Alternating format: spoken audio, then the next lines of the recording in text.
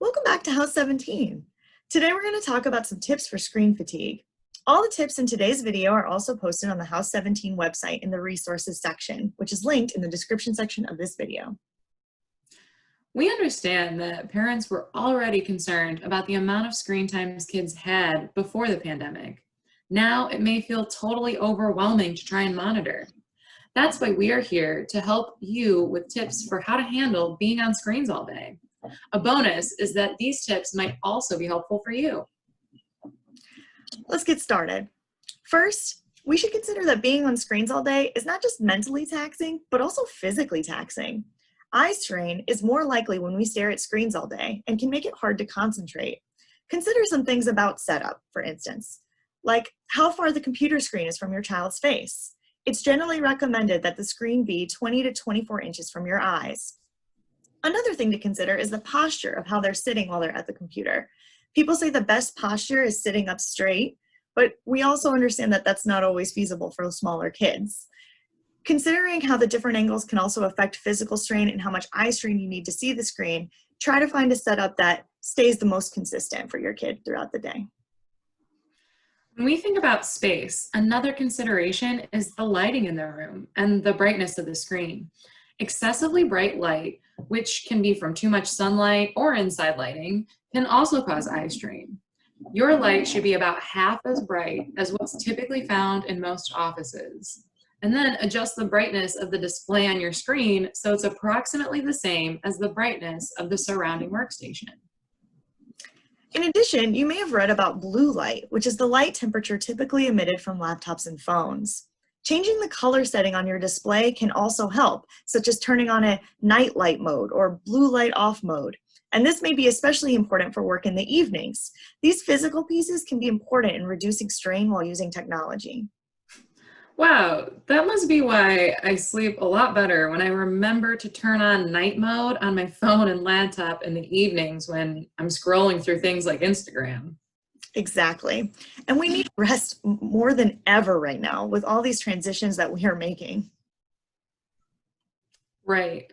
Another big change is how much we see our own faces when we are on Zoom or any other video software. It's easy to have your eyes pulled back and forth from looking at yourself to checking others and back to checking yourself.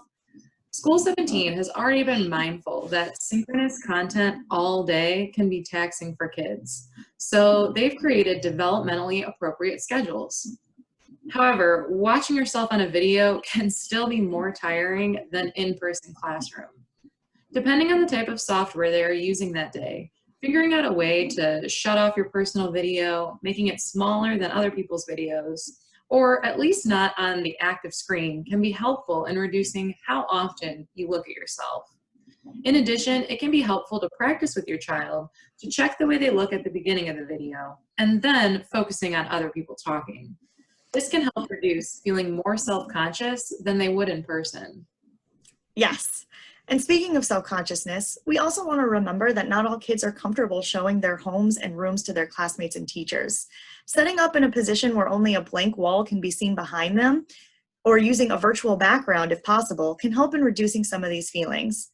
School 17 has tech resources that can help you figure out how to adjust how you see yourself and adding a virtual background, which can also be found on the House 17 website.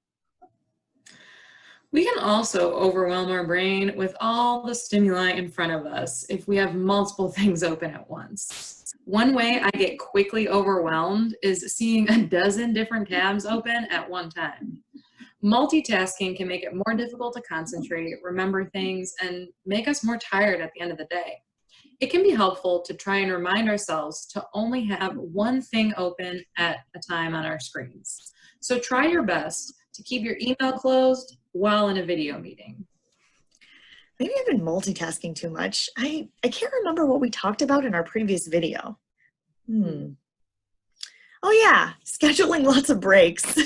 Encouraging your child to take breaks and do something not on a screen at all, like taking a walk outside, stretching, playing with a pet, drawing, or even eating a snack can be helpful.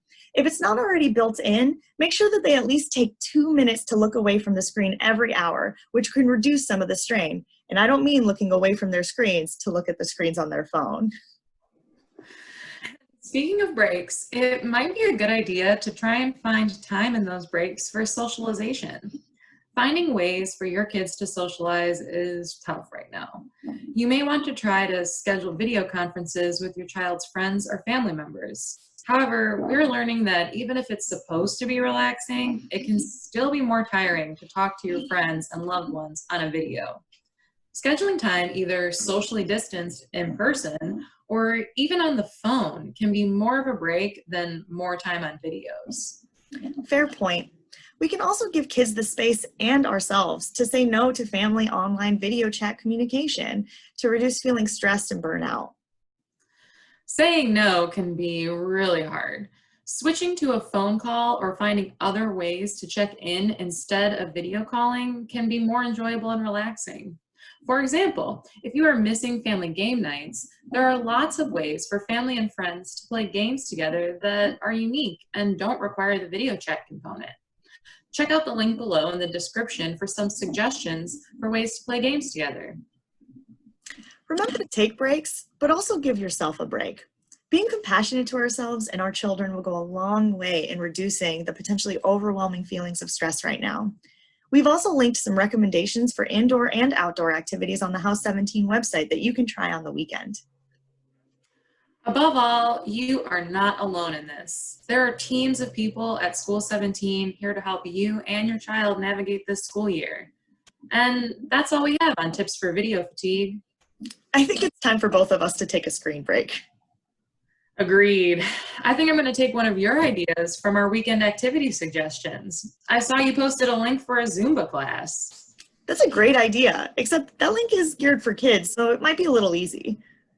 Well, I haven't Zumba'd since 2009, so it's probably just my pace. Gotta make sure we start where we are. You're right about that.